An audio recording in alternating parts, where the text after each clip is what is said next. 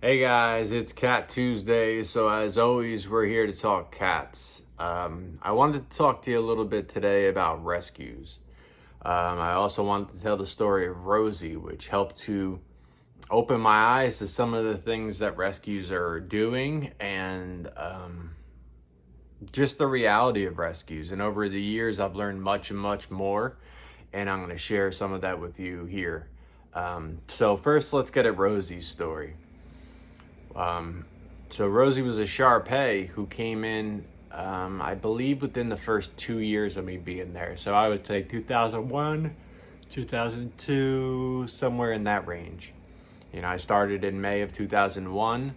I would say it was probably closer to like a year in or so. Nina had still been working there, and she had worked with a dog named Chino, who was another Shar Pei mix. He was a lot more of I guess you'd call him more of an easy case. He was a little shy. He didn't take too much to come around. Rosie, she was a Shar Pei that was just gnawing and biting at the cage as you went by, aggressively angry. She was very, very defensive. She did not like entering the shelter, and she showed it very, very openly. So, as everyone knows, I'm a cat guy. Every once in a while, as I'd pass into my cat yard, you have to walk through kennel 2 in order to get there. I would bond with a dog for one reason or another. They'd catch my eye. I don't know if I'd catch their interest. They'd catch my interest. Something about them, I'd draw them. And a lot of times it would be the dog that just wound up in the cage right outside the cat yard door, which I believe Rosie was right around that spot. I would start off, she was so angry and so upset every time you'd walk by her, and I'd always feel bad for these animals that were in that mental state because what people need to understand about an aggressive animal is so often it's labeled as such a negative thing. It's as if this animal's defensiveness is now being held against it, and it's just a nasty animal. It's just an aggressive animal. And a lot of people will use those terms to justify euthanasia. Especially back then, euthanasia was heavy.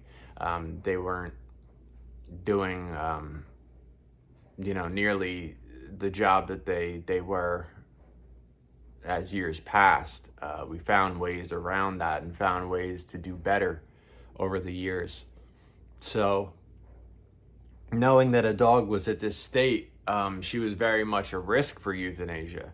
Well, the thing was, is I continued to bond with her. I talked to her through the cage. I would give her cookies. I would, she would give me paw through the cage. Got to the point where she would slam the side of her body against the cage so I could rub her through the cage.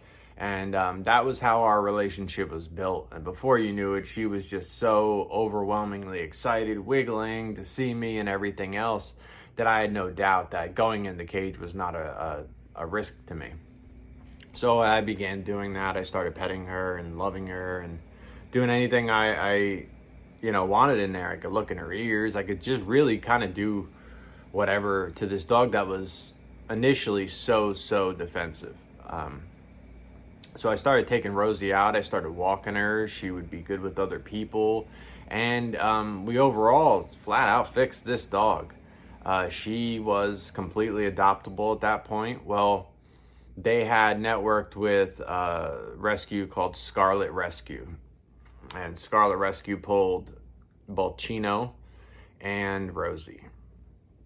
Now, initially, I thought, because I was still new to this shelter thing, and I thought rescue, that we won, that's it. I mean, we euthanized here, she's going to a rescue, so even better, no chance of her getting euthanized. Everything's going to be great. We just won. I can't believe this. Like, this is so amazing to me because I never had any skills with animals, or I always had such a love for animals, but it wasn't until I was there and had the platform to build who I am, to build my skills, and just repetition. Just through years of repetition, I learned what works, what doesn't, and how to connect with an animal in general. So just to know that I had an impact on this dog's life that went from aggressive to now off into a rescue, it felt so incredible. A few weeks later, we reached out via email and asked how these two dogs were doing, and Chino had gotten adopted. But they informed us that Rosie was a tortured soul and she was euthanized. It ripped my heart out, and I would never forget that. Now, going forward, of course, I would weigh, each situation individually, but this proved to me that rescues were no different than a shelter when it comes down to the possibility of things that can happen. And this would only be further cemented over the years as I saw rescues being one of the leading pushes to put cats outside from shelters that just weren't getting adopted. Some cats that were just not good with other cats. I mean, throwing them outside would open their world to other cats, raccoons, all these other things, but it just seemed to be the way that they were washing their hands of these cats. A cat that liked to be pet but not picked up.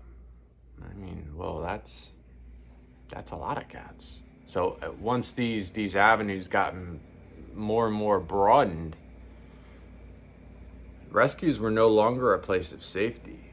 Because here's the thing is, when we as top level animal caretakers invest our time, our patience, our compassion, understanding, and we form this relationship with an animal. It was never my intention to keep an animal at the shelter for them to live there. It was never my intention to keep them there indefinitely. It was my intention to keep them there to transition them into the new home that we would find for them. The reason why that transition would happen the best in that fashion is because they were going from the hands of someone they trusted into the hands of someone else. When you move animals around, there's a big misconception, a big lie that's being told within the shelters. Jerry would tell me this all the time, and John would be sold this bag of beans many times, but it's an absolute lie. That if you move cats around, different sets of eyes can get them homes. No, see, the thing is moving them around takes them out of your system. Moving them around puts them in front of a new set of eyes that is more likely to be a danger than it is to be a help. For a friendly cat, you could take them and move them, and it's just a friendly cat. But on the intake is the most difficult time for an animal to settle in and for their future to be headed in the right direction. Many times that same settling in process is where they get a negative label and their future is deemed to be not very good, whether it be them being lined up for euthanasia because they've been considered to be unadoptable, or now, especially with cats, the more consistent road is get them back into some outside space. Because when you do that, you have another space to take on another one. And in the end, everyone paints themselves as heroes when they're really discarding these animals. There's a couple rescue organizations in New Jersey, the main ones, went through all of them. And I had problems with every one of them. Not because I have a problem with rescues, not because I have a problem with an animal getting a new lease on life, but because that's just not the reality. That's totally not the reality. The majority of these rescues out there right now, they just want to move the friendliest cats they can. So if they go into a shelter, there's restrictions or qualifications that they have. They'll come into shelter sometimes and they'll say, I won't take any solid black, no black and white, no gray and white, only between 6 months and 2 years. I don't want anything older than that. Has to be good with other cats. There is so many specifics to a lot of these rescues and how they take. And sometimes they'll do you got to take some of the other ones in order to take some of those. So then those are the ones that get discarded. They're not interested in getting those cats homes that are going to take 6 months or 8 months in a foster. They want to move numbers. Everyone wants to move numbers because that's where financial gain comes in. That's not where the animal's best outcome comes in.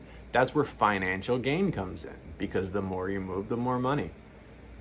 AHS was not charging a pull fee for these rescues, and then the rescues were charging $120 for all the vet fees that AHS did for their costs.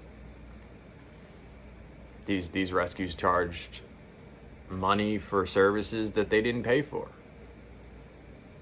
We had another one that they were consistently going down south and getting puppies, and sometimes the mom with the puppies, and the puppies would sell for $200 a piece, $225 a piece.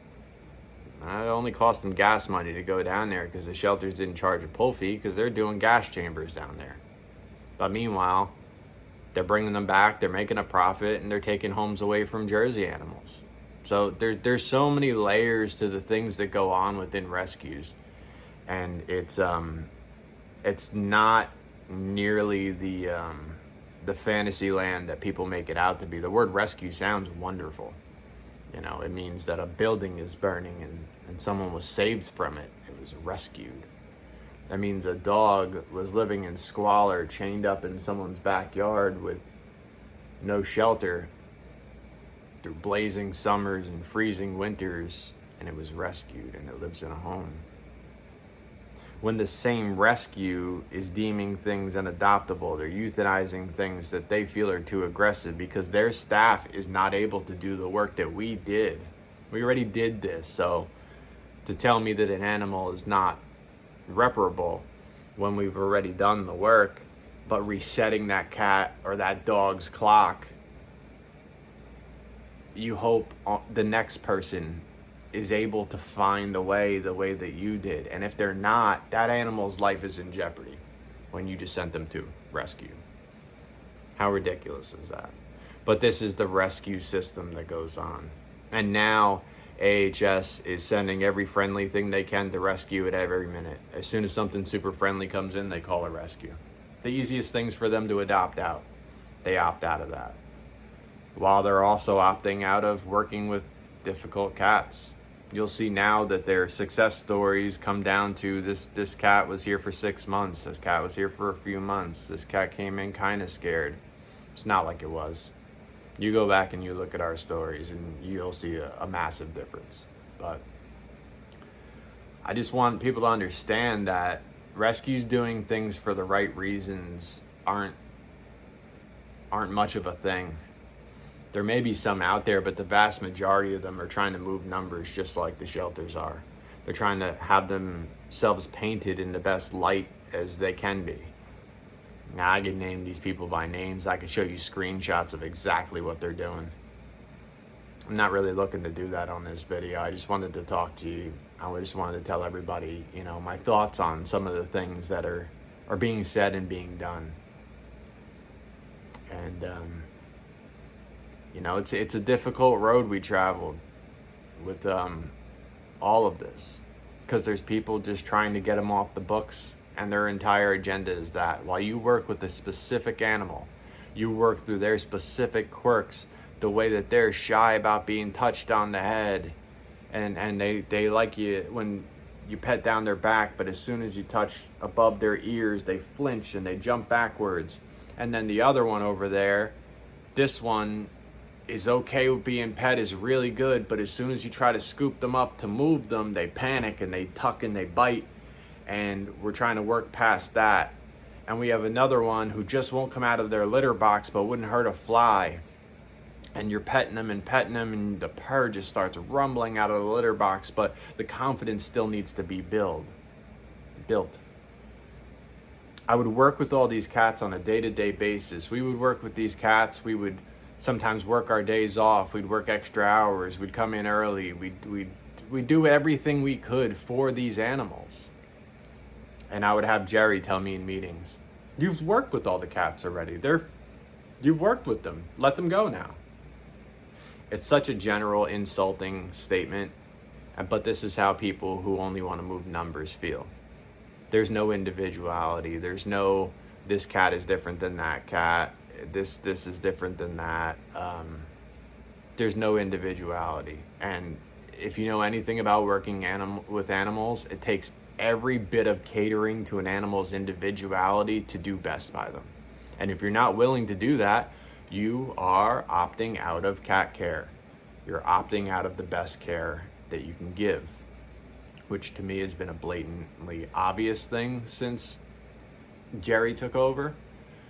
But it's also a blatantly obvious thing to the ways that a lot of these rescues work. And as long as all of them agree with each other's actions, it allows them to continue. It allows these rescues to continue to make money and continue to paint themselves as heroes. If the statement is that we're all in this together, if the statement is that you have homes for all these cats that are sitting in shelters, why aren't you directing them to the shelters? Why would they need to be a half hour away from the shelter in order to get a home? That's the thing is, you really see what it's all about when you're in, the actual system. Because you see, the shares don't, they're not sharing our animals. The animals have to come through them. And if they come through them, they're willing to promote them. If they don't, they're not. And it's a shame. It's an absolute shame because so many of the people who were supposed to be the ones to make this better for shelters are the ones that just solidify the bad ways that things are going. The lesser standards for cats are just being doubled down on because of the efforts of so many of these rescues that are doing the wrong thing. And I just wanted to, come on here and talk to you a little bit about this. There's probably a lot of those things that your average person doesn't really know. And of course, there's exceptions to everything. I'm not saying across the board that rescues are evil or they're a terrible thing or anything like that. But I'm just telling you the vast majority of them are taking lots of funds for something that they're not. They're not rescued. They're not rescuing anything. They're scraping off the top. They're taking the most movable merchandise and they're moving it on their watch. And cats like Smokey, who I posted earlier, that's not what I've seen these rescues, these specific rescues that I'm talking about. The biggest rescues in New Jersey fall into these categories of what I'm talking about. And they're not helping Smokey, they're not helping Shotzi, they're not helping Wolfie, they're not helping Legend, they're not helping Callie, they're not helping. These are who I stood for. So understand that I say these things with great backup, with great knowledge, with great experience with having dealt with these things. And as always, if anyone has anything to say about my videos or wants to discuss any part of these things, feel free to reach out. I'm just on here trying to spread the knowledge that I've obtained over all these years, and I'm trying to help to assemble more cat people. They're going to do right by these guys because we just need way more. We just need way more people on our side. The world, as I know it, is very much against cats. There are cat lovers out there, but the way that the cats are looked at and grouped into these, I've heard people that were going on the radio, their entire intention on going on the radio to speak was to speak for our animals in the shelter. And I remember hearing him say one time around a group of people, "Hey, you met one cat, you met them all." And it's heartbreaking because so many people within that circle, within that bubble, these cats' only hope, they barely care. You know, there's so many that do, and they have to go up against the ones that don't. And you have to listen to those same people who don't pass it off as if they care just as much as everybody else. Do some research, look into what you're doing, you know, with these cats. And overall, I still very, very much so support taking it into your own hands. Foster cats. Tell them that you'll foster them, that I'll foster them under these circumstances, that I'll keep them as long as I have to get the right progress until they're in a home. There's not going to be a cap. There's not going to be a cutoff. Don't worry about how long I have them. Don't worry about none of that. And we're going to make moves. Right, Callie? Right. So, talk to you next time.